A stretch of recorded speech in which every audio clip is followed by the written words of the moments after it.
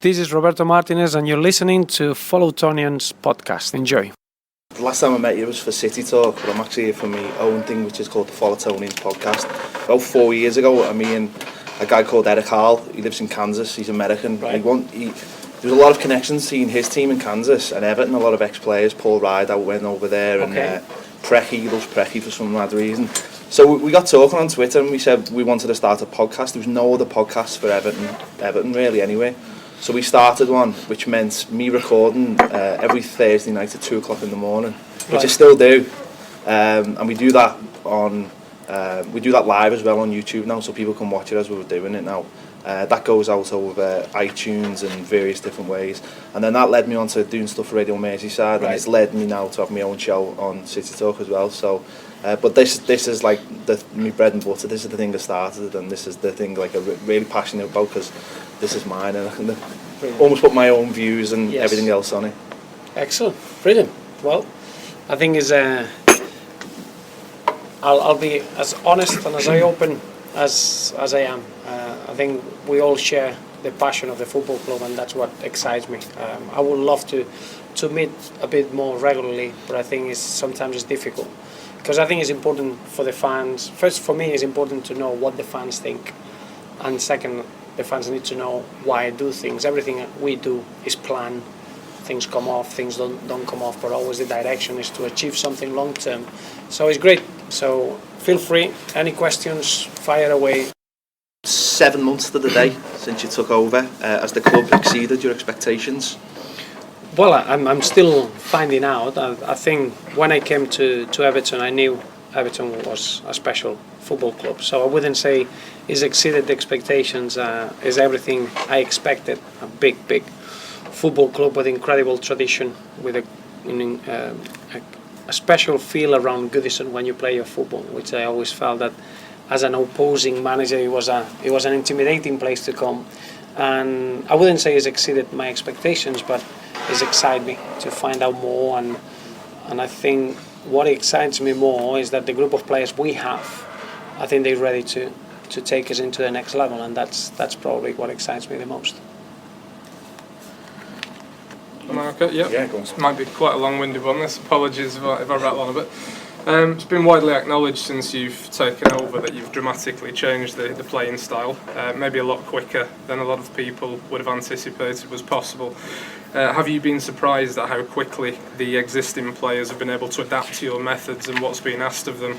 The defenders in particular, given that there's such a style difference from the previous manager, who was far more direct, and I was always under the impression put the defenders under the instruction not to take any chances and to clear the lines much quicker.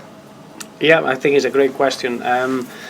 It's interesting because obviously when I started managing, I started at Swansea, and when I took the team in Swansea, it was a straight lines, 4-4-2, and it took me 6 months to change the philosophy and become a possession team. When I went to Wigan, because of obviously the financial implications that we had, it took probably 2.5 years, 5 windows, to be able to change the whole style and be effective with it.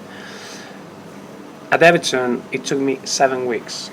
So from the first day, and with the staff, we were so impressed.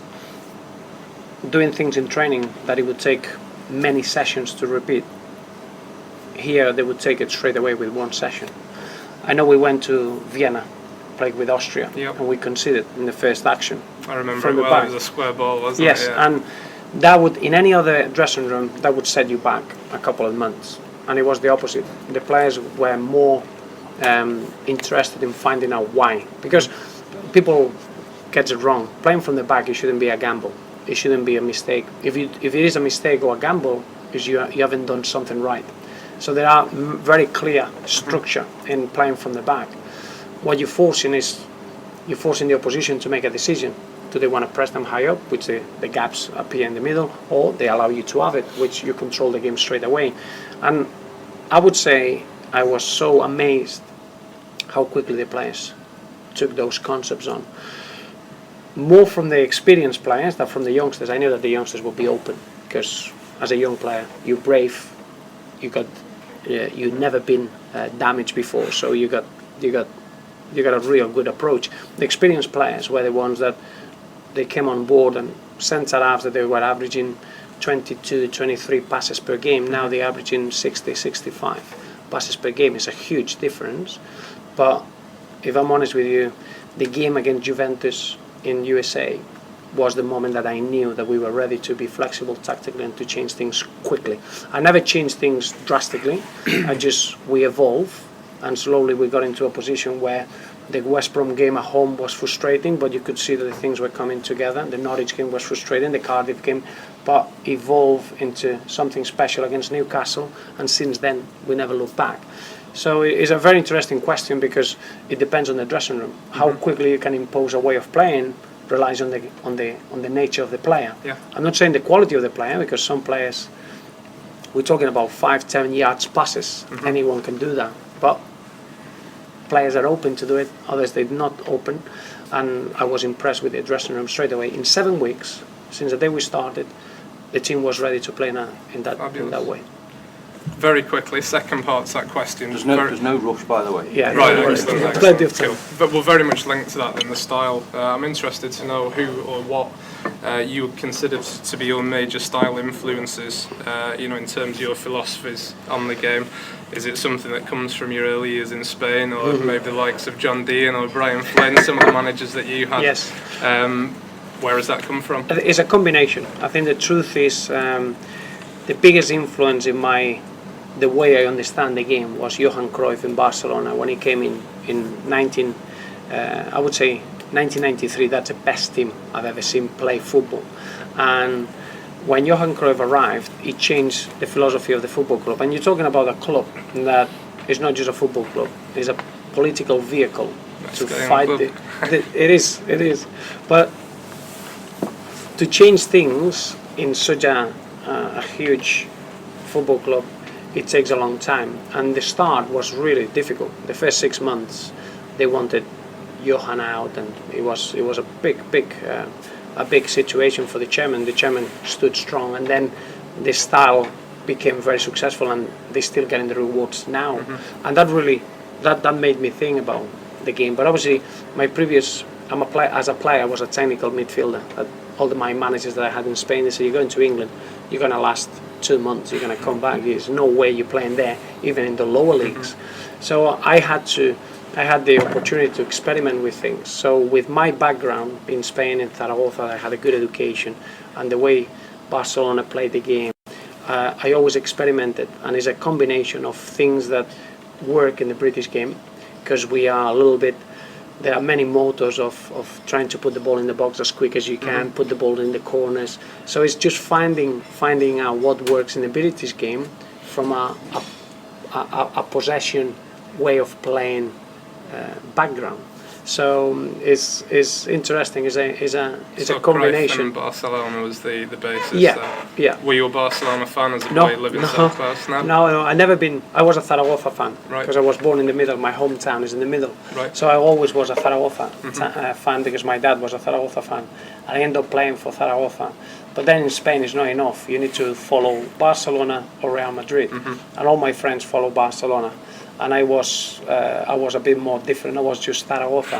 That's the team I followed. But obviously I'm Catalan, and that's a big influence. The team that you always see is Barcelona. Cool, thank you. You touched on Swansea and Wigan earlier. Everton's the first team that you've managed that you've not played for before. What was it like coming into Goodison Park and Finch Farm, having no sort of history within the club yourself? Was it a big leap of faith, or was there excitement there as well? I would say excitement from the first day. I think the chairman, sometimes we don't see it from the outside, but the relationship between the chairman of the board and the manager is essential, and especially nowadays you don't get that sort of old-fashioned relationship where you sit down and you say, okay, that's the plan for the next 6 months, that's the plan for the next 2 years, that's the plan for the next 5 years. That's where ideally we want to see the club in 10 years. And that relationship was special straight away. I knew I could trust the chairman. He's an incredible Evertonian. It's just the amount of stories he told me about the club on the first day we met. It's just he amazed me, and I always felt excited having that strong relationship. And then every department that you meet in the football club is very professional. Everyone everyone makes you feel very welcome, and we are a unique football club in that respect. So I would say, to answer the question, is more excitement, and I couldn't wait to get to work, because I knew that it was a lot of work to be done, but exciting because with the amount of players that we had, with the level that they have, it was a new prospect really for me. You mentioned Bill Kenwright, that you've had British chairmen and a sort of chairman of clubs who have been fans before, so Wigan and Swansea. Was that something that was important to you? Yeah. Do you feel that if maybe Everton had been invested by sort of overseas investment billionaires, would you have maybe thought twice about the job? Yes, yeah, 100%, because I always felt that as a manager, I'm always a person that I understand any football decision should be based on the long-term ambition of the football club. When you got a chairman that he feels the same way, it's very easy to work. And that doesn't mean nowadays finances are difficult for everyone, not just in football, every walks of life. So you need to understand that it's not about having a blank checkbook to assemble a squad. It's not that. But I felt that for me to be able to enjoy my job, you need to be able to be making football decisions, and that's what I've seen from the beginning. In the transfer window in August, that was a real test. It's very easy to say things and then we put them into place. We got through that window, I feel, with leaving the football club in a very strong position financially, but then having a stronger squad.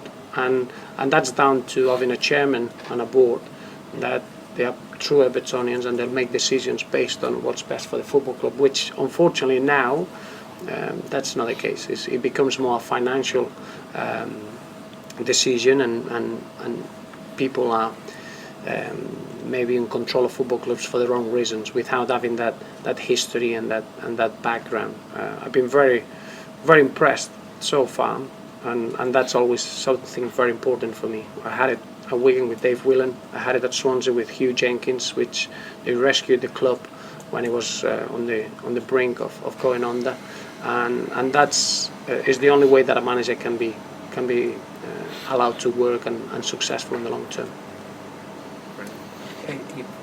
You've come from Wigan, which is rightly or wrongly seen as a rugby town, isn't it? Where the town is split between rugby, football, and rugby often gets the sort of the lion's share, certainly the press and all things like that. Have you noticed the difference in Liverpool and the intensity of the support? Yes, but obviously remember that what you get as well when you get a town that is divided between rugby and football is that the football fans are really, really fanatic and passionate about it. It's not about the numbers. It's about, I always said, it's the quality of the numbers. Clearly in Liverpool at Everton is very much different, because we got an incredible history and we should be proud of that. I always felt that having won trophies in the past and having that in our history is an advantage. I've seen it being in a club that we didn't have that, and Everton is more than just a football club. It represents great memories. I met many fans that all they remember is their life alongside the success of the football club, and is a different setup. I think Liverpool, you can see the real rivalry with the other side, with the neighbours in the city, but is a different proposition. Wigan very much was a new club, making history every weekend, making different things that they would stay there forever in the history of the club. But I think with Everton is been part of the folklore of the British game and the tradition of a football club that for me is very, very special. Yeah. Does that add to the pressure or just increase the challenge? I think it increases the challenge. Is pressure nowadays is how much you want to put yourself under that pressure. I feel that for me the pressure to win with Everton is the same than winning with Wigan or winning with Swansea in League One. I think as a manager you just need to concentrate in having a team that he knows what it's doing and being as good as we can. So the same way you should be able to enjoy it. If you don't enjoy playing your football, there's something wrong. So I want the players to understand that they are the ambassadors of an incredible football club, in the same way that they should enjoy that role while they're doing it. I just want to go back to the way you started, the way you played, the style. You said about the senior players. I know Jack said that he was surprised after the first week. They never used to see a ball for the first week, but the first day you were kicking the ball up. Can you just go into a bit of detail about what you do? Because we get we get this football's gone easy life. They come in at 10 o'clock. They go home at 12, half 12. But what you do in those 10? Do you take the training? Does your coaches take the training, or just give us a little bit? Well, I think it's different.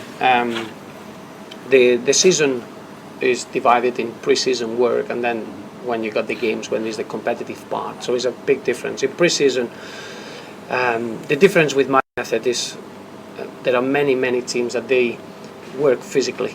They just work to try to get the athlete as fit as they can, and then they introduce the ball. I never believed in that. I always believed that you need to get the footballer fit. Footballer means you need to work with the ball. If just thinking, if you're going to go and do a run, the running action without the ball is going to use different muscle that you're going to do with the ball. So for me, it's pointless to run or do an exercise that is not linked to football, and it's not going to take you to be fitter. So what you get normally, and I got that shock when I came in '95, we used to do fitness exercises that they were nothing to do with being a footballer. It was more being an athlete and a runner. And then after 4 weeks, they throw the ball in, and then you have to get fit by playing games. And that's been always, for me, it's been something that hasn't evolved enough. As a footballer, you need to get fit playing football. That's just the straightforward answer, that if you're kicking the ball, you're not working the same muscles that if you're just running in straight lines. You don't see longer runs in a football game than 33, 34 yards, because everything is stop-start and moving around. So it's a completely different type of fitness. So the players were very surprised that they had the ball straight away. It's tiring, but it's enjoyable because you are with the football. So then you're thinking, at the end of the 60 days, or we work around 60 sessions in pre-season. At the end of the 60 sessions, the perception of the players, we've done nothing here. But the footballer was fit. And I think they got a shock when they showed the fitness stats. The fitness stats, they were the fittest that they ever been after the period of pre-season. And that just is a different way of working, really. And just to follow on that, you've said quite a few times, and you're always praising the players in interviews you do, about the players have got to enjoy what they do. Do you enjoy being a manager? I do, but don't make a mistake about it. It's the second best feeling in football. The best feeling is being on the pitch and being able to make decisions and take people on and lose the ball and react. Being a footballer is the best job in football, but I do enjoy seeing footballers enjoying their football and performing well as a team. Is nowadays in the modern game, you don't get 4 defenders and a striker or attackers. Everyone has to be able to defend. Everyone has to be able to attack, and it's a team effort. And I think that's the biggest strength we got at Everton. We got that, and when you do that, you should be able to enjoy playing football, whichever the aim is behind it. Do you think that by removing the underdog tag that the club are often associated with has made the players believe that they can go and win against the top teams? Yes, I think you could be talking with the players as long as you want, but unless you got the proof, unless you get on the pitch and you really get success with the top teams playing eye to eye, you don't believe it. I think we had an incredible experience in the week that we played Manchester United away, and then we played Arsenal away, and the performances were magnificent. I know we got 4 points out of it, but we should have got 6. And since that point, and probably the Liverpool performance, I thought the belief grew into the squad. Everyone knew that we cannot play anyone as long as we we are good in what we're doing, we are ready to compete against anyone. And I do feel that those experiences, those 3 games, give us the belief that we needed to be able to be ourselves throughout the season. It was a little bit of a feeling that maybe we couldn't play eye to eye with these sides, that it was more of a different type of game. We could just try to win every opposition apart from the top 4, and then it would be more of being a bit more cautious. And I think we've changed that mentality now completely. I think when we went to Arsenal, the first 40 minutes of the game is as good as I've seen us play. And that mental block of playing against a top side and giving them too much respect, I thought we were magnificent. And that point on, I think the mentality's changed. You mentioned the history. When you come into the club, you walked into a bit of a storm regarding the club crest and the feeling amongst the fans. Did that show to you how much importance the fans put on the history of this club and obviously things like crests that go with it? Yeah, but in the same way, I always felt in football, everything you do in a football club is for the fans. So it's pointless for a football club or for an owner to try to do something to get some marketing values, to clinch a better deal somewhere. I always felt that the fans are the most important ones in any football club. So that's why I always wanted to know what the fans want to know. It wasn't a surprise what happened with the crest, because what I like is that the fans never accepted it, and they were outspoken, and they let everyone know. And as you can imagine, the first person that he was really upset about it was the chairman, and he's the one that he made sure that everything was going to be taken into consideration, and he was going to end up with a product that the fan was going to be happy. But that doesn't. I was happy with the reaction of the fans, but it doesn't surprise me, because that's the way I believe football should be run. Football should be run by managers and players understanding what the fans want and just do that. So when you see the likes of Cardiff changing not only badges but kit colours, does that really disappoint you in football? Yeah, I think that's just the big advantage I've got is that obviously I was brought up in the Spanish game, and I follow all the other leagues around the world, and what I love about the British game is that tradition and those strong values and everything we represent as Everton. When you see that that's not followed through in other football clubs, that really hurts, and that's an example that is disappointing, that obviously a marketing decision again gets above the history and what the fans believe they should be representing on. It is important that in the modern game, don't get me wrong, finances dictate a lot of things, but there are certain aspects that they should never be compromised. Coming back to style again, it's a bit of an obsession of mine.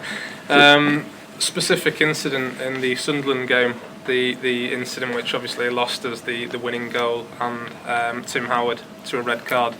A lot was made by some people of what happened there, and there were a few fans and certainly some media pundits who accused of us overplaying, and there had been a couple of instances in other games earlier in the season, close shaves I guess you would call them. The Chelsea one springs to mind when Gareth Barry managed to intercept the ball.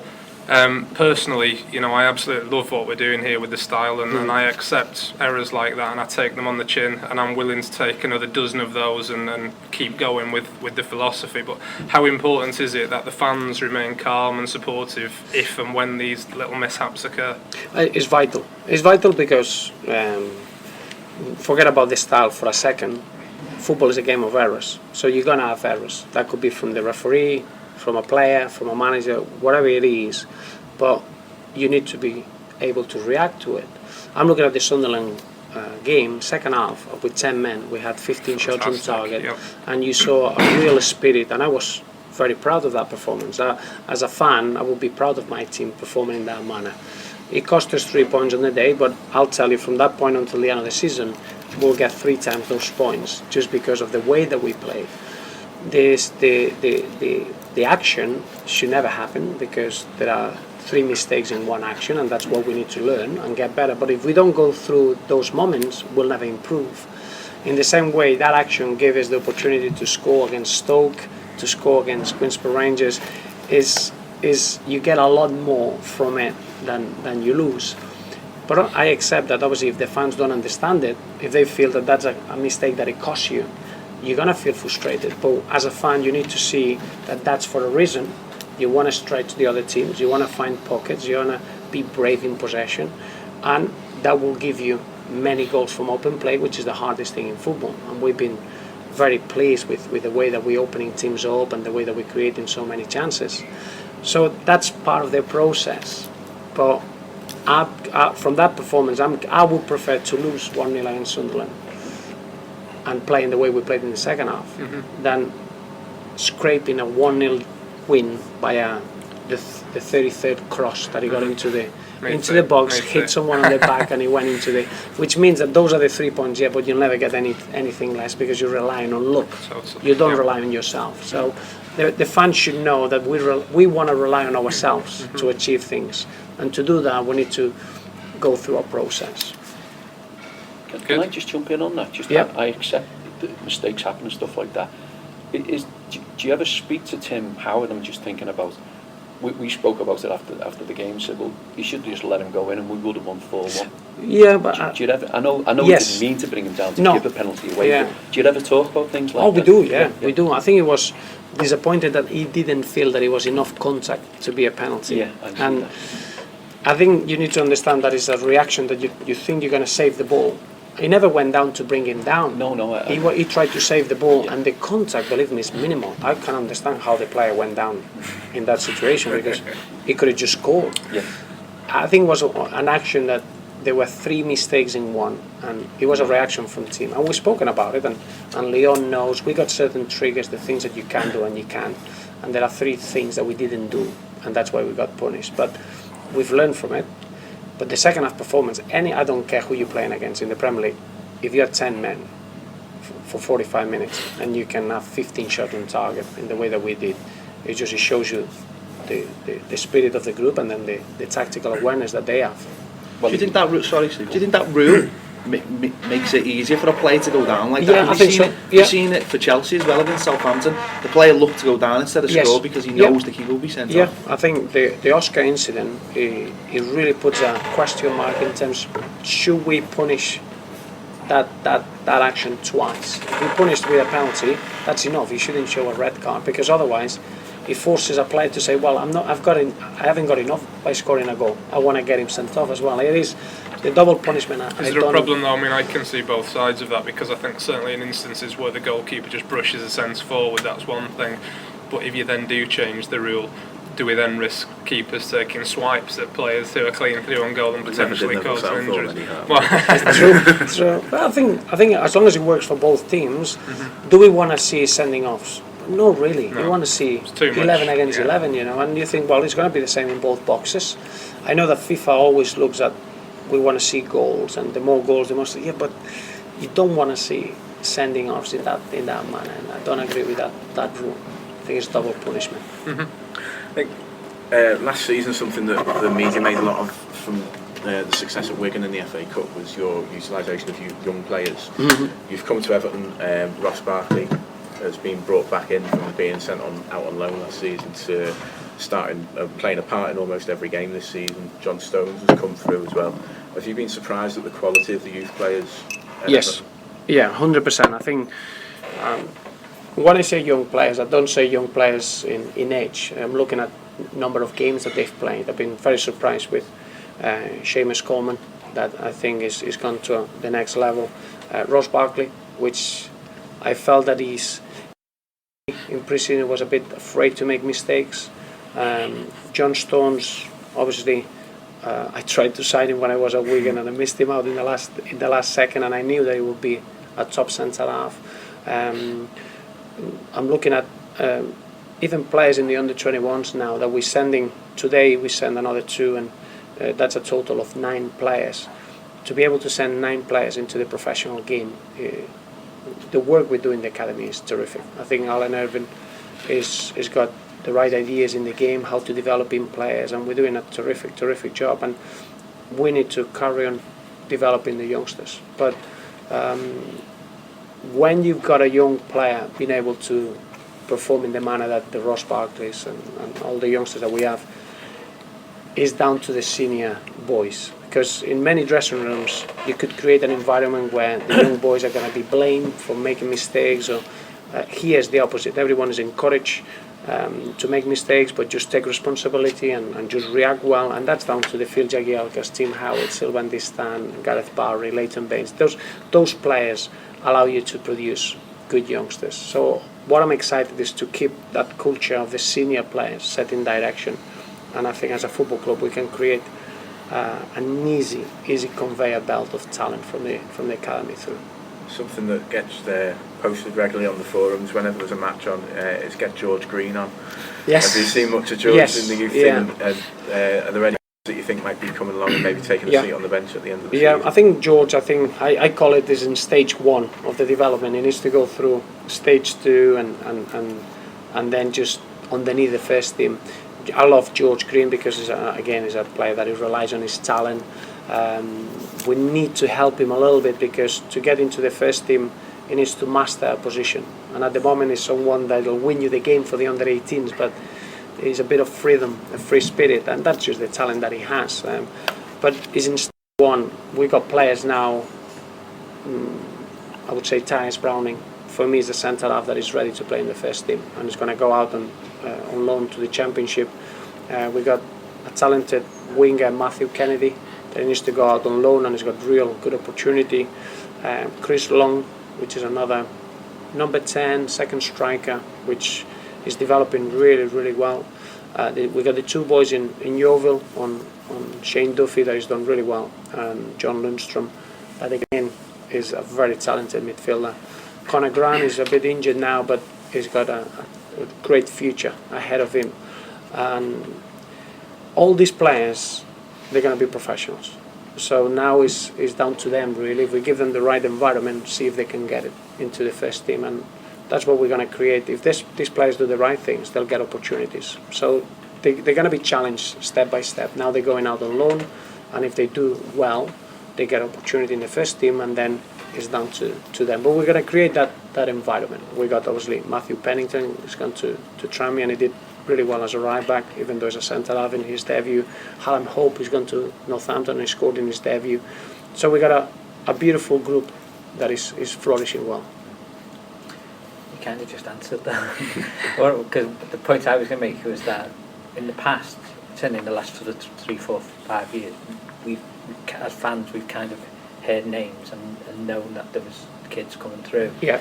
But they kind of were hitting the glass ceiling. They were some were getting through, but some were appearing and then disappearing. Conor McCartney came on at a couple of substitute appearances, and I know he's injured as well now. Yeah. But there was always a perception that there wasn't a great link between the first team squad and Yes. what was happening, even though you're all based here, which I think was what we were sold as one Yeah. of the opportunities. I think that's not us as a club. In the past, it's been.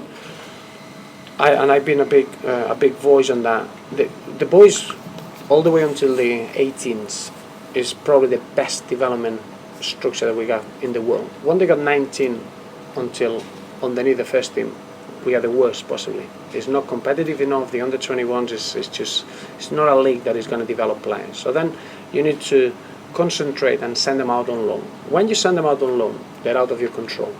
Some will work, others they won't. So that gap is been a killer for the British game, and I think now we're changing a little bit. The Premier League are putting the league is a little bit better, more competitive, so allows the players to play 6 months and develop as a group, and I think that's where we've been very fortunate this season, where we work with that group for 6 months.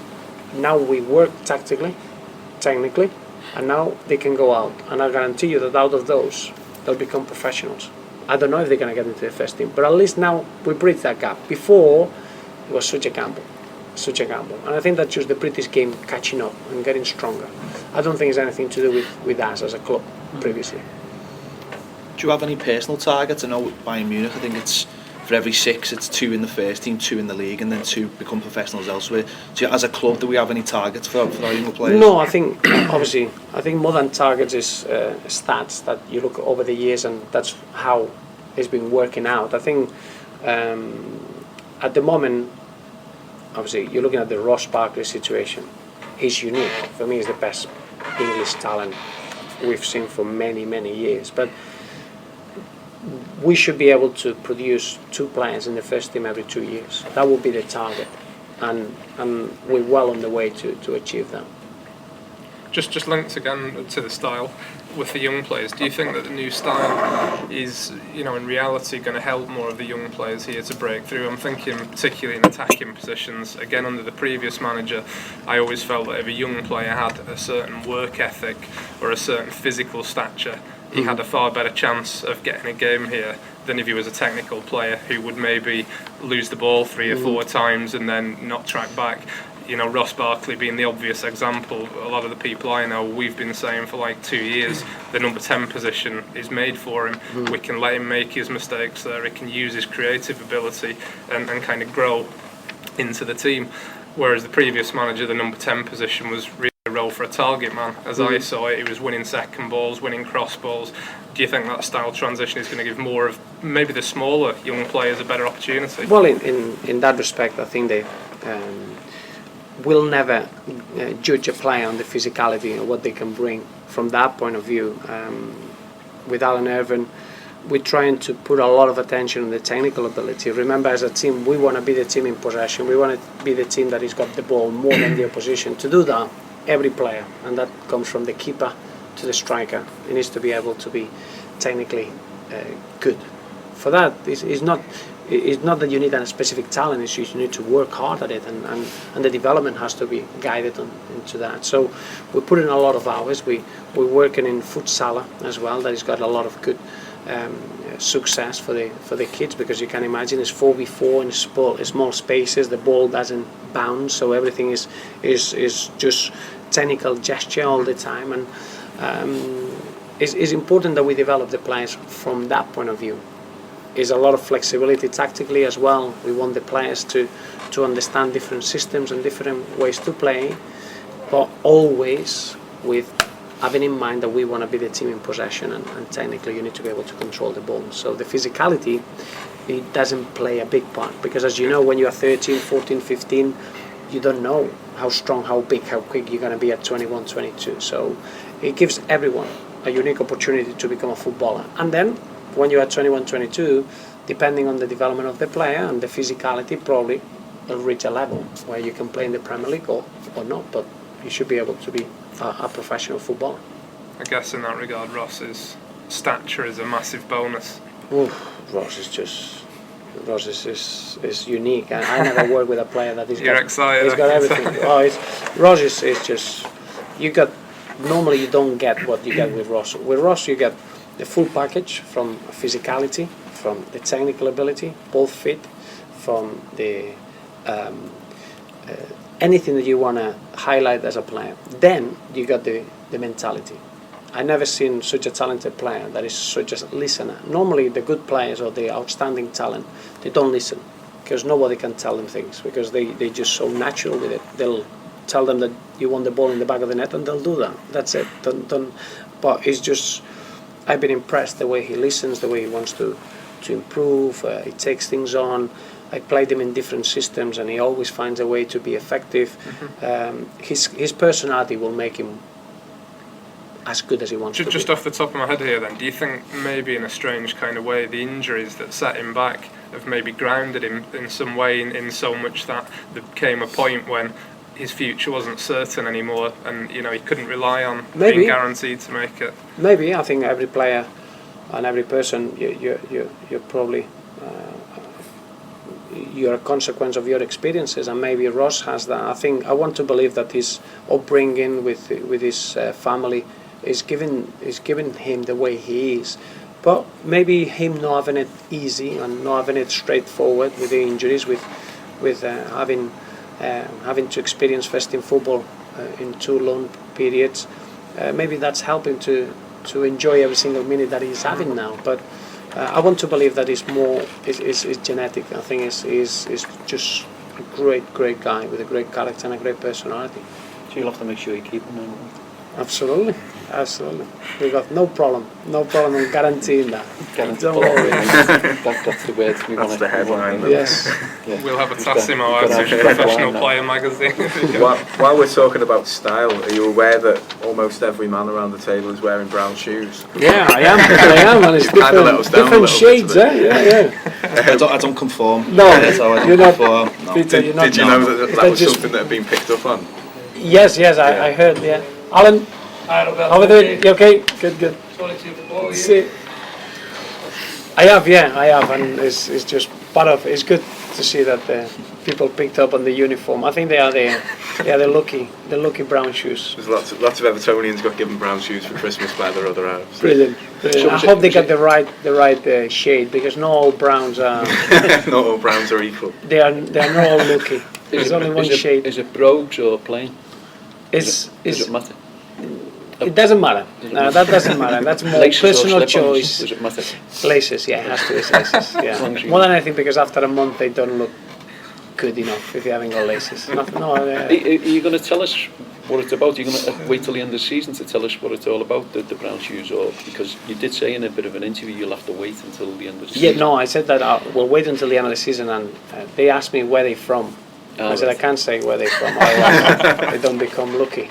But I'll give them for charity. At the Let end us of the invest season. in that chain first before you. There might be a share hike when you tell it. Can I just ask about, Yeah. obviously I won't, I'd like to, but I won't, about putting the transfer market. Yes. And Everton being given a little bit of stick off the media for the loan players. Right.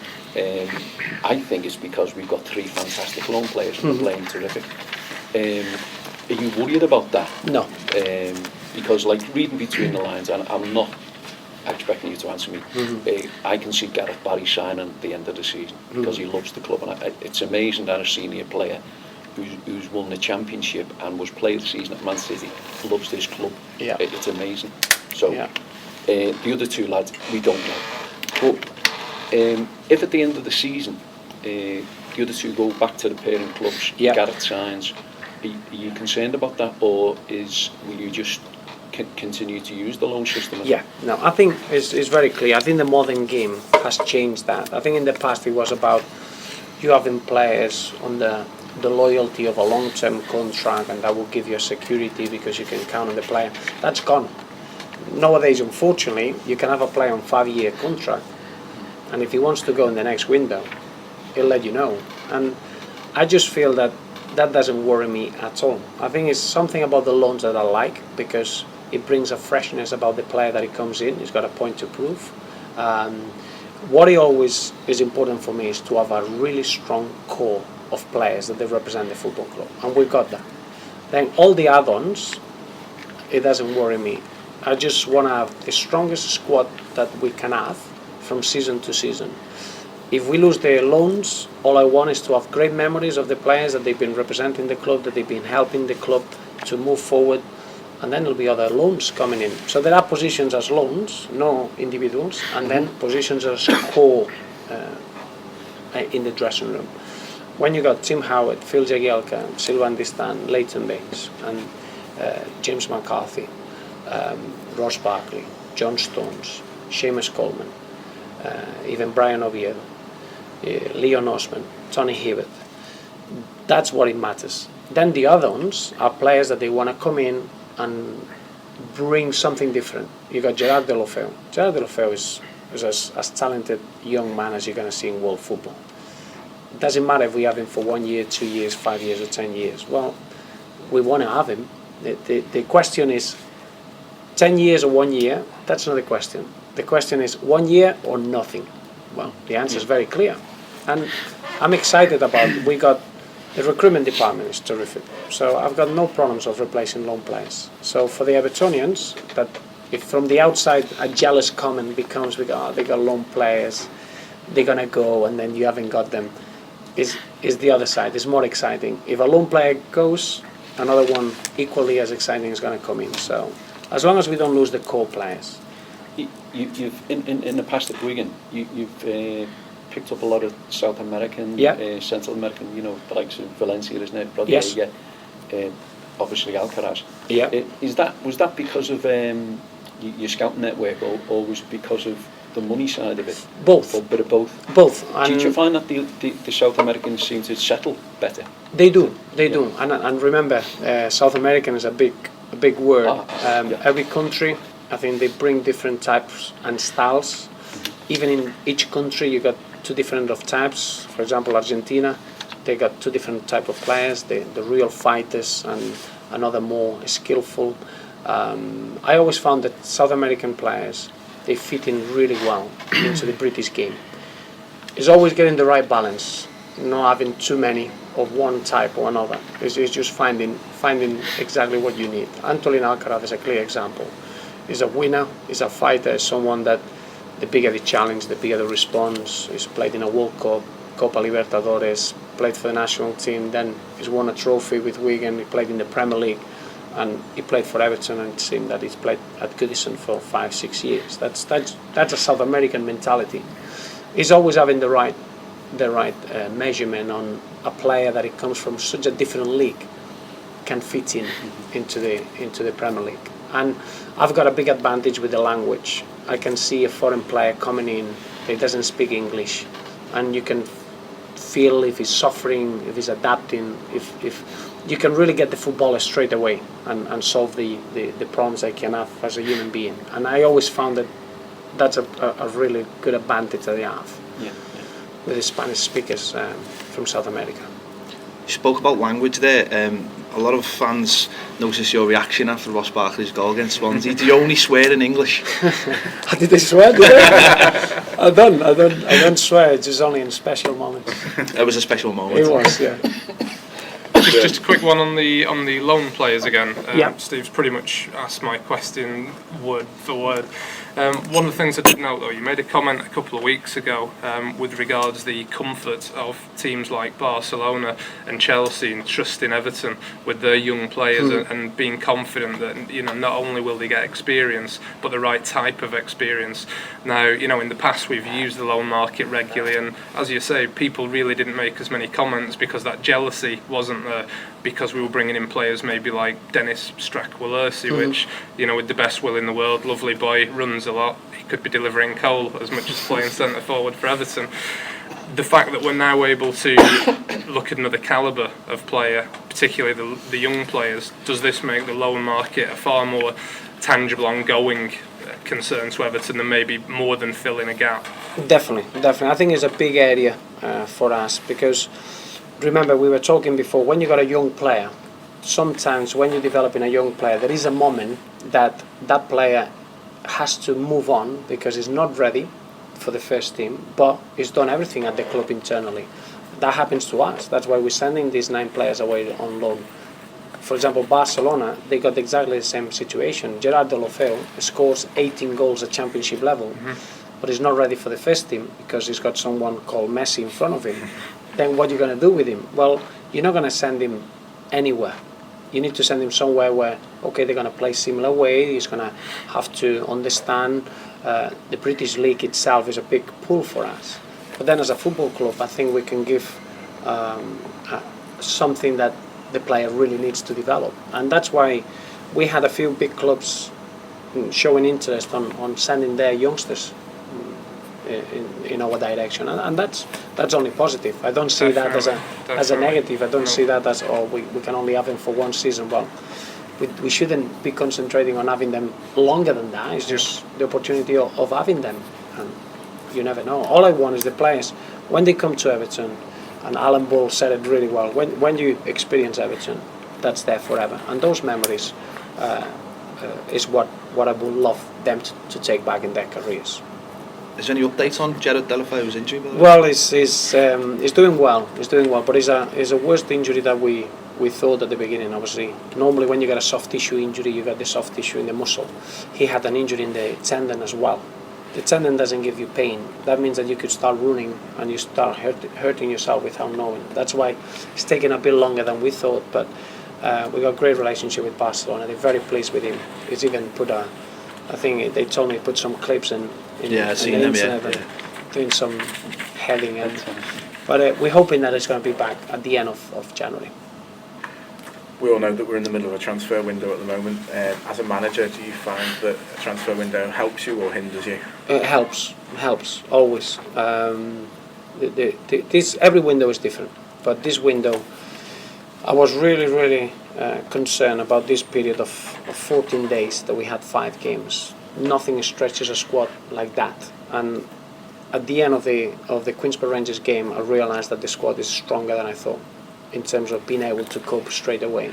So what's important for me is that this window we don't lose the special feeling we got in that dressing room, and I think we need to bring 1 or 2, but being very careful that we don't bring the wrong one, that it could unsettle what we have. We got a special dynamics in that group, so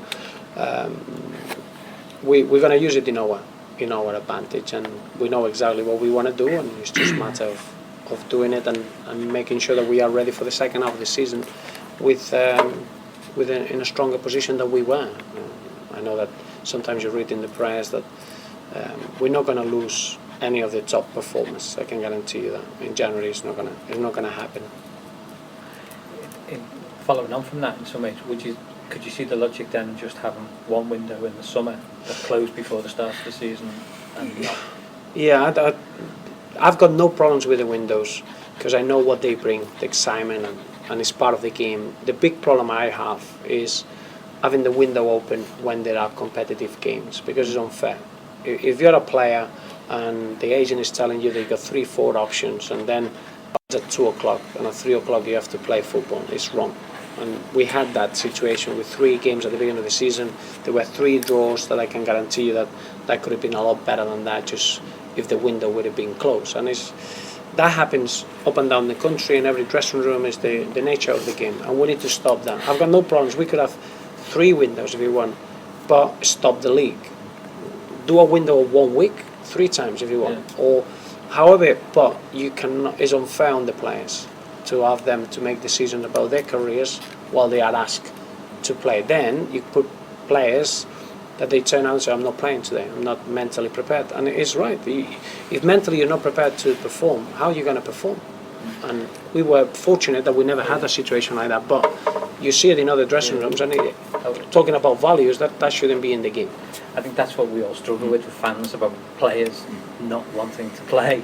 But it's not a choice. Remember, when a player says, I don't want to play, it's not a choice. It's like, because your head, you can imagine in your profession, if someone comes and says, look, you can take the family away and you can go to work in Australia, at least you're going to think about it. And then they ask you, look, now you need to play a football game. Well, I can't. You're not playing in front of nobody. You're playing in front of an audience and millions of people watching the game. It can really affect your career. That's how serious it is. And I've had it before. I had a player at Wigan that he came to see me. He said, I can't play. It's just mentally I'm not in a position where I can help my teammates, and you have to understand it. It's funny because you're describing it almost as a positive, where we would see it as a negative. You know, a player not want to play, but I can understand the way you put it over. Well, there are young people that they put under massive pressure, and then obviously at that young age, you if you want, social skills are not the same that they would be at 40 or 50. So you're asking at 20 years old to make a life decision, and then you see your teammates around that their careers are on the line, and you're thinking, I can't help them now. Mentally, I'm not prepared. And it comes across like the player doesn't want to play for the club. Everyone enjoys playing football. It's not a chore playing football. So a player would never say that they don't want to play football. But it's tough, very tough. And we should understand it, and the authorities should understand it. And it's not about having or not having windows. That's down to whoever makes the decision, but the player should never be put in a position where the window is open while they have to defend the football club. It's wrong. I think is it Friday this month? Yes. So do you hope to have any business done well earlier than that? Yeah. We hope that everything is going to be done. Remember, we got the 2 cases of Johnny and Nicky, that they are well documented, that we've been honest and upfront, and as long as the squad doesn't suffer and the football club doesn't suffer, something we need to look into it, because they deserve that opportunity, because they've been great servants to the club, and the World Cup is around the corner. But I don't expect the business to go into the last day. I'm very, very pleased with the squad. You're looking at the squad now, and there's very, very few weaknesses in that squad.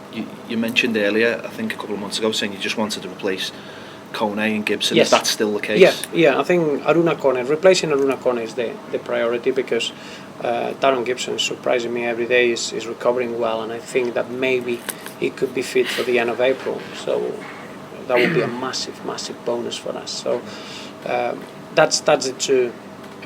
If you ask me what we should do in terms of the squad, is replacing those two players for the second half of the season.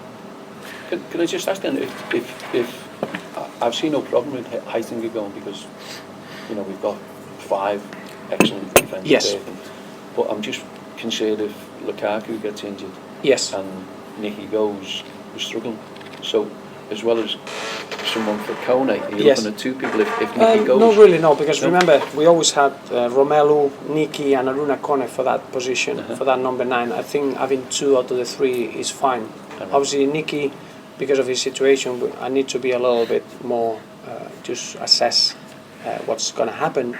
But it's more, if Aruna Kone will be fit, we'll have no problem with that. So it's replacing Aruna for the short term, because Aruna will be fit next season. And Aruna, I think he'll surprise the Evertonians. I think he hasn't been able to show what he can be, and that will be the priority, just replacing Aruna, and then we'll see what we're doing with Nicky. Nicky is a goal scorer. You don't get goal scorers in January, so I would love to keep Nicky, but I always I understand as well that the situation of him personally is something that we need to treat and we need to keep an eye on. Nicky's obviously thinking about the World Cup in the summer.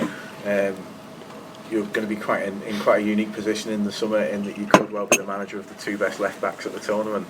Absolutely, yes. Brian Oviedo and Leighton Baines. How are you going to get those 2 to work together? How are you going to keep them both happy?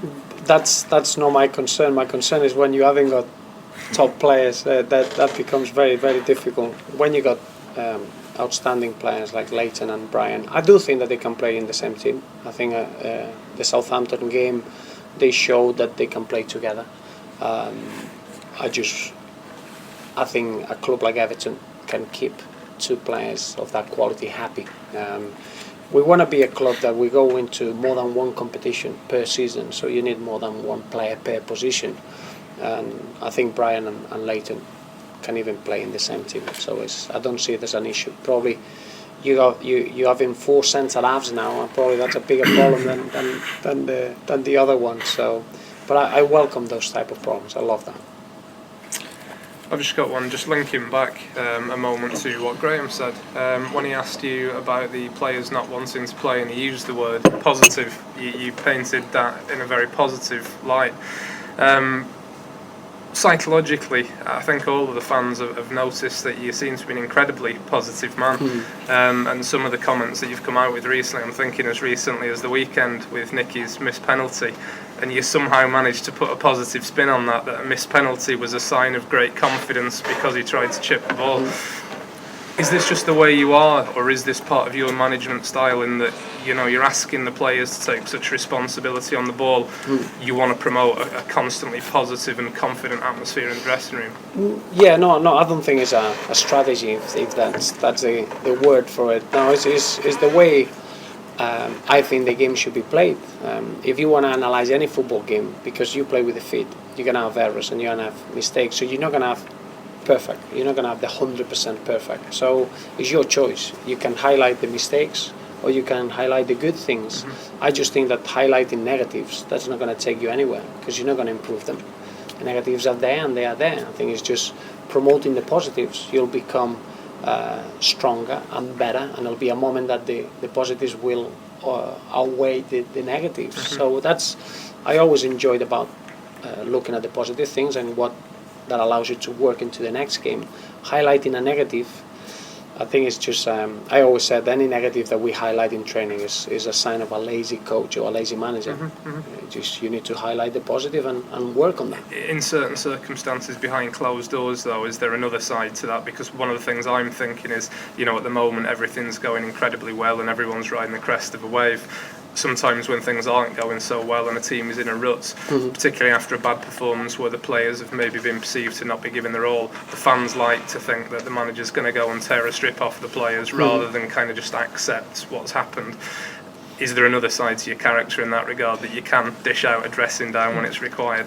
Well, we had a few, believe me, that even if in the outside it looks that everything's going well. I think there are two big areas there. One is that we always want to be better and we always want to improve, and that means that even winning, there are things that you can improve, and there are things that you don't have to be happy. The same way, when you lose and the things are bad, you still got positives that you can work on. I've been fighting to avoid relegation for 4 years, so believe me that I'm used to working when the things are not going well in the outside, but you can always find a consistent line of working, and that's where allows you to be successful as a team. But internally, you have to be, sometimes you have to lose your temper. What I've done compromises when people drop the standards, and that infuriates me. But that's not for me to come out in the media and let everyone know, because that's not going to change. When you got, I'm very much straightforward. When a player drops his standards, I let him know clearly, and that's the way I think it should be. Good. I know you and Graham Jones, similar types of character, or is there a good cop and a bad cop? Or? Well, we have. I think we are similar because we've been working together so long and we play together that we get to know each other and we understand each other. But we couldn't be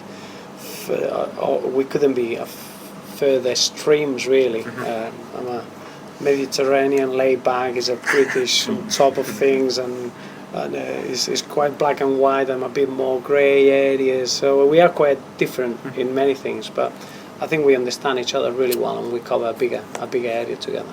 Good. Can I just ask you, there's been a little bit of rewriting of history among some Everton fans about David Moyes and about his tenure here. I know some people didn't like him, but the majority of people did like him and what he's left with the club. Do you think you could have come into this club at any other time with what you've been given and done as well as you have so quickly? Well, no, I think when you arrive into a football club, you realise straight away if a good job has been done previously or not.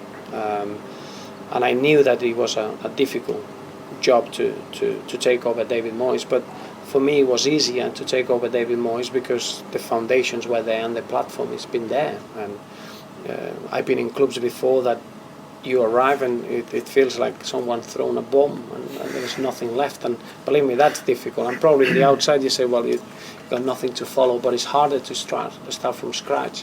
I just feel that the previous manager did a magnificent job here in the football club, and you see the facilities and every department, and you could speak with people at the club and they'll tell you that the day-to-day standards were really, really high. The mentality of the players, the characters of the players, they are magnificent. I think that's down to the previous manager. It's been a season of transition from taking over from David Moyes. Did you ever dream that even in a transitional phase we'd be 4th, 5th, looking like we're still in touch with potential champions of the league at this point in the season? Well, you're working towards achieving that. You'll never achieve anything if you don't work, if you haven't got that vision. You're not going to go to Old Trafford and win unless you're working towards that. You're not going to go to Arsenal and I'll possess them unless you're working towards that. So our work has always been in that. If you're asking me now, I'm disappointed the amount of points that we dropped. I'm not looking at what we've done, is how we can improve that into the second half of the season. I thought the 3 games in the transfer window period hurt us a lot. Then there are a couple of games that I felt that we should have found a way to get the 3 points. The Crystal Palace game away, probably at least a point against Sunderland. Not just because of the result, it's just because of the performance merited that. And I just think we've done okay, but we haven't overachieved. If you look at all the results, it's not that we were fortunate or we were lucky. I think the players deserve these points and more. And if we'd taken your opinion on the 1st of August and the 1st of January, would they be similar? In terms of what you expected to what you'd achieved? Well, I think in football you need to have a dream. I'm not a very realistic person. Probably that's a fault of mine. I'm not a realistic saying, oh well, the last 2 years you finished in that position, that's what you should. I'm not like that. When I went to Swansea, straight away I said we need to get into the Premier League, and obviously people were, he's crazy, we're in League One, and the philosophy got the club into that position. When I went to Wigan, I said we need to play in Europe, and everyone again, and we qualified for the Europa League, and I just feel Everton has to challenge for titles, has to challenge for winning the league, getting into the Champions League. That is not going to happen overnight, but it has to be some sort of a plan that we want to get there. Clearly, the way to get there is being creative, being different to the way we play, being brave, and those are the ways that we've been playing so far. And I don't think we've overachieved. I don't think we've been lucky. The draw against Liverpool, I thought we dropped 2 points. So you got a lot of moments this season that we've been, if anything, we've been unfortunate, and that's what we need to get into the second half of the season. So I never guide myself by a realistic target. I guide myself by dreams, and as long as everyone works extremely hard, and believe me, at the football club we got that in every department. Everyone goes out of the way to get that extra percentage, and when you do that, dreams are possible. You've already mentioned Gareth Barry, you've already mentioned Ross Barkley, but a big surprise I think most Evertonians this season has been James McCarthy since he signed. How much enjoyment have you taken from your Holy Trinity in that midfield? Yes, I think I love the Holy Trinity concept. I think that's something to try to aspire. I think James McCarthy, I'm pleased that he's adapted so quickly and so well, but he hasn't been a real surprise for me. I've seen him grow. He's such a young boy, but now we're looking at, in football terms, is someone that has been playing football for a long time. He made his debut at 15 in first team, played 4 years consecutively or 3.5 in the Premier League, having an important role. When he came to Everton, he had to step up, and when he came on against West Ham in the second half, I knew that he already taken his game into the next level, and he's still a man that is so consistent with what he does. I think people want to ask you what's his best attribute, and the best attribute is that you'll see James McCarthy playing the same manner in the FA Cup against Stevenage or against Arsenal in the Emirates, and he's going to be as ferocious to get the ball back and as composed on the ball in both situations, and I think that's just quite unique for a young man to have that sort of consistency. Is there more to come from him? Because against Swansea second half, you brought Leon Osman on, and I think it looked like you were pushing him a little bit more forward. We haven't really seen that yet. Is that another part of his game that can come out? It is. You can see the mobility that he has, and the second goal against Southampton show you a flash of that. He got a great timing in the box. He can get there. I just think that I love him in the partnership that he's developed with Gareth Barry. Is something that you can build solid foundations, and he can do a bit of everything. There's a lot more to come, but I'm quite happy if he can give us that for the next 5 years. I'll be delighted. I'm staying on the same player. I've got to hold here to a big blooper on my part. I must admit, when we signed James, I thought that we'd overpaid. I do watch a lot of football, and I'd seen a lot of Wigan last season, and I'd seen James play, and for me, he seemed a decent player, a technically proficient player, but one of the things that his international manager Trapattoni had made a comment was he saw him as a very linear player, playing in straight lines, very simple balls, and that was something I probably agreed with, and I thought that he tended to operate on the periphery of games. He'd make an interception, but he seemed to really lack confidence to stamp his authority. Since you've signed him here, have you seen a growth in the player? Because to me, probably from the Newcastle game, I would say, it's been like watching a completely different player. No. I think it would be unfair. So I was just wrong. No, it would be unfair to say that. Remember that as a player, when you go into an international setup, you can only do what the way that they want to play allows you and the players you got around you. James is capable of taking. The biggest thing about James McCarthy is I divide players in thinkers and not thinkers, and we need to develop more thinking players. Leon Osman is another thinker. He's a brain on the pitch, and James McCarthy, he'll take instructions in and he'll adapt to what the team needs, and whatever you're going to play, he'll kick it on. Many people said against Southampton that Lallana had a quiet game. Well, Lallana had a quiet game because James McCarthy gave him a quiet game. Then if you want to be assisting for the second goal, he's capable of.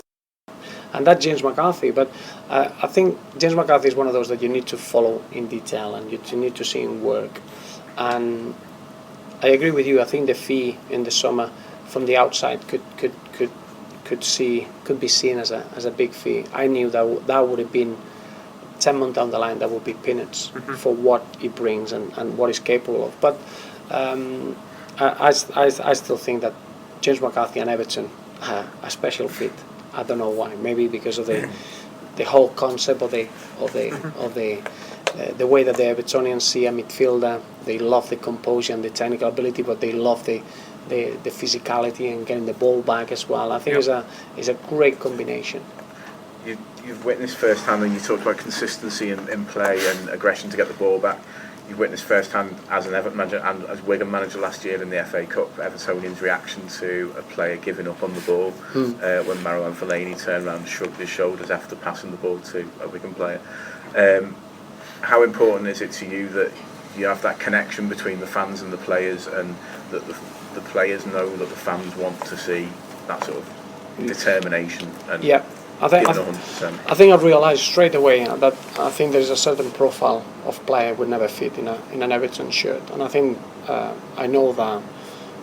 In the same way, I know that the Everton fan appreciates style football, and the school of science is a big concept, and I was very aware from the beginning that there are certain players that they couldn't fit in Evertonians' way of playing, and I feel that we got that sort of a squad. That's why I think we are. Sometimes you always got one or two players that the fans are not too keen, and you feel that they do a great job for the team, but the fans don't appreciate it. I think we got players that the fans appreciate. Obviously, you can have your favourites and the others that you don't favour as much, but every player in this dressing room fits in what we feel that the culture should be at the club, and that's something I had to learn quite quickly. Something that surprised a lot of people is how quickly Antolin Alcalá has blossomed in an Everton shirt. Like you said before, he looks like he's played for Everton for 5 or 6 years. He's played 3 games on the bounce, I think, and just looks like he's been playing here his whole life, and that's surprised a lot of Evertonians and pleased us. Yeah, obviously, remember that Antolin is a player that is quite unique. I brought him on a free transfer to Wigan, and that's just because it's the way he is. He sets himself for a project. He fights for it, and then he wants the contract to run down, and then he moves on. He's not the typical footballer that is doing something, waiting for a new offer coming. And when he came to Everton to get a free transfer with the quality of Antolin, for me it was invaluable. But I knew that many Evertonians would say, how can we have a free transfer from a relegated club into give us something into what we are? And the truth is that Antolin is always that sort of performer. Whatever the game, is always calm and composed on the ball. He's got his lines of passes very clear, and then as a defender, he's never afraid to be 1v1. He's outstanding in the air, and he's got that know-how or arrogance that playing in the World Cup and Copa Libertadores with Paraguay, different styles. South Americans just play 1-to-1 everywhere in the pitch, and they come here in Europe, and that's a big plus. But I hope that the Everton fans now they start seeing the reason of Antolin being with our squad. Just on that, you may not be here as manager if Antolin would have been fit all the season. Joe Parkinson said to me if he would have been fit all season, Wigan wouldn't have got relegated. No, but I think after 4 years it was my time. But I do feel that if Antolin would have been fit, we would have had enough points. Because remember, it's not just relegation or not. I always look at points tally. We obviously in the last season, 4 years ago, I think Wigan stayed up with 36 points. Then we had 42 and 43, and then the last season was 36. Antolin fit would have been 45, 46 points. That's what it would represent. Remember that on top of Antolin we had Gary Caldwell and another 2 centre-halves, so then it's not just a small gap, it's a huge gap. But that was how influential he was. Messi or Ronaldo? You have to choose one. Do you have to choose? Pick one, yeah. Oh, I would keep Ross Barkley. They are different types. I think the way we are at Everton. Just from a pure football perspective. Yeah, I think Messi would fit in better. Me too. Yeah. because we got the strength through. And in terms of Everton's mottos, tags associated with the club, School of Science or the People's Club? No, School of Science. Good man. 100%. 100%. That was a leading question. If we get 3 points on Saturday, would it be a bit weird having 41 points in January? No, really, no. Is the problem I don't see. I'm always looking of what's next, what we need to catch next. I think it'll be nice because with 41 points, you've achieved one aim, which means that everyone is you got another year in the Premier League. But this year we need to fight for. Have you got a points target at all? Yeah, I do, but I don't want to say it because then otherwise it loses its magic. But points. we need to have. Yes, no. I've got a clear target for this season. Yeah. You've won away at Old Trafford. You held Arsenal. Can we win away at Anfield? Please? Well, I think it's a great Merseyside derby. The truth is that's the word. I think the derby should be about the two teams fighting to get in the positions to win the league or get into the Champions League. I think that's the type of derby that we all benefit. But I think we've shown that we are capable, or we've shown that we're not going to go anywhere in the league to get a draw. We're not going to go anywhere for a damage limitation. And we feel that we're going to go to Anfield to be ourselves and to try to control the game and try to win the game. But Liverpool, they've been doing really well this season, and I think that's what derby should be all about. Two teams going for the best possible aim in the league. It's not really a question. I just wanted to say you might have picked up a bit. You might have certainly picked up in the street outside, but what you've seemed to achieve that you're on the pitch this season has brought a magic back to the place, and a magic that has been lacking for a long time. Mm-hmm. And I'm not talking about. I'm talking about winning games. I'm talking about the way games are won and that certain specialness which I think we all want. Mm-hmm. And I've got an 11-year-old son, and to bring him now into this thing is, and I took him to United, and took him to. Right. I said to him, "You don't realise how lucky you are watching this and seeing this develop." So I think that in terms of what you're trying to do, you're pushing on an open door here, and I think that it's most welcome. No, thank you.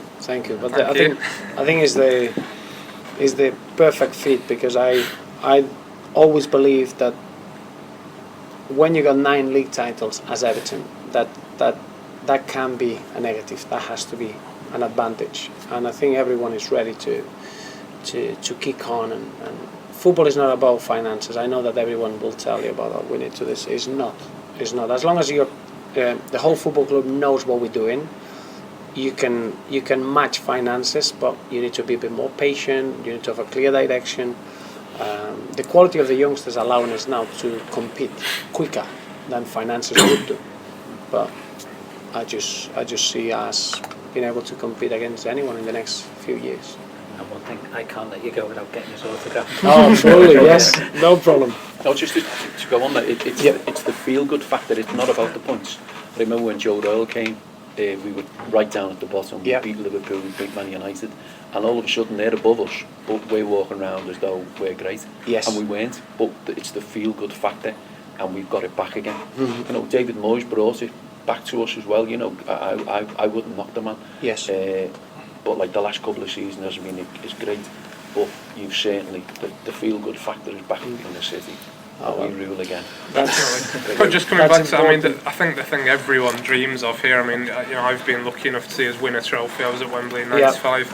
Everyone hopes that finally we can win something again. And I'm a realist. People are talking about top 4 this season. Personally, I believe the squad size of the other teams we're competing against will ultimately, come through, and that will be a bridge too far. But I think in the past under David Moyes, and Peter did make the point about critics, and I've been a big critic, but it would be wrong of me not to admit that David Moyes did a brilliant job in the transfer market, making us a professional club, a hard-working club, a club that were guaranteed of a certain level, which you could maybe say was top 8. But one of my big frustrations was I've always seen the cup competitions as this club's most tangible opportunity to actually win something. Right. And the game against your Wigan team last season in the quarter-final was a perfect example of where I thought David Moyes' core philosophy let us down, because on the big occasions when the players were put under big pressure, it seemed to me that, you know, what they had to fall back on, which is what they trained every day, was not football. So as important as it is in terms of creating opportunities by keeping the ball, also taking the pressure off a game, controlling the play. Do you think that, for example, the 09 Cup final, which Everton lost to Chelsea after going ahead, the semi-final that we meekly surrendered to the enemy after going ahead, do you think the new style in those same situations could bridge that small gap to actually allow us to win something? Well, I think I always say being ourselves. What I mean by being ourselves means that whenever you go on the pitch, it doesn't matter if you play at home, away from home, winning 1-0 up or going down 1-0. We got a way of playing, and we'll always do that.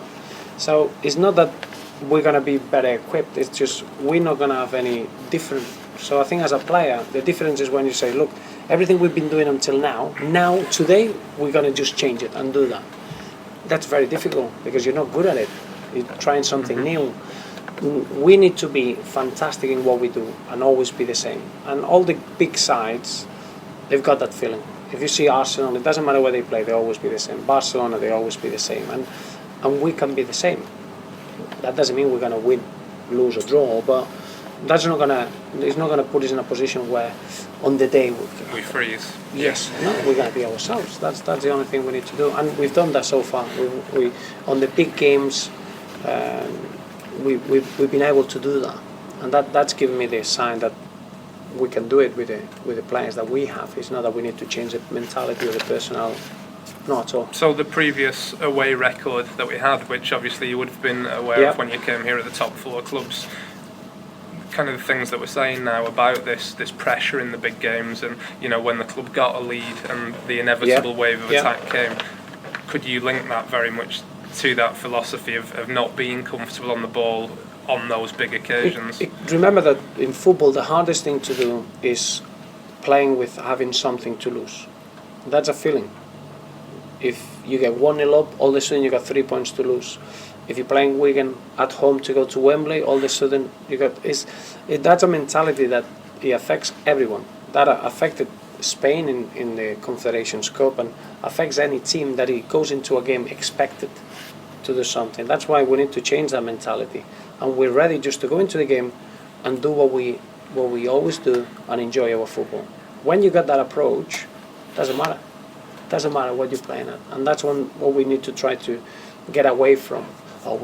We expected to win against Queen's Park Rangers. I know that people think it was an easy game. Queen's Park Rangers was a really difficult game.